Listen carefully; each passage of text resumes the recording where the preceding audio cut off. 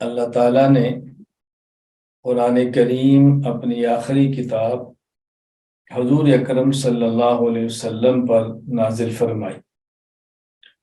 رسول اکرم صلی اللہ علیہ وسلم آخری نبی ہیں، قرآن کریم آخری کتاب ہے، اور ہم حضور اکرم صلی اللہ علیہ وسلم کی آخری امت ہیں۔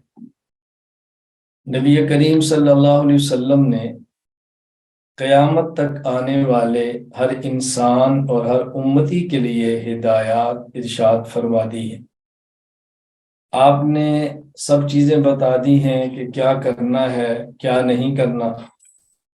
کچھ ایسی چیزیں ہیں جو آپ نے صراحتاً ارشاد فرما دی ہیں، اور کچھ ایسی چیزیں ہیں کہ جو نصوص کے تحت ہیں، مخفی ہیں۔ مجتہدین نے اس کو واضح کر کے امت کے سامنے کھول دیا ہے، بیان فرما دیا ہے۔ آج میری گفتگو علماء کرام سے ہے۔ میں علماء کرام سے مخاطب ہوں۔ آپ حضرات اہل علم ہیں، رسول اکرم صلی اللہ علیہ وسلم کے وارث ہیں، پیغمبر پاک صلی اللہ علیہ وسلم کی دی ہوئی ہدایات کو جانتے ہیں۔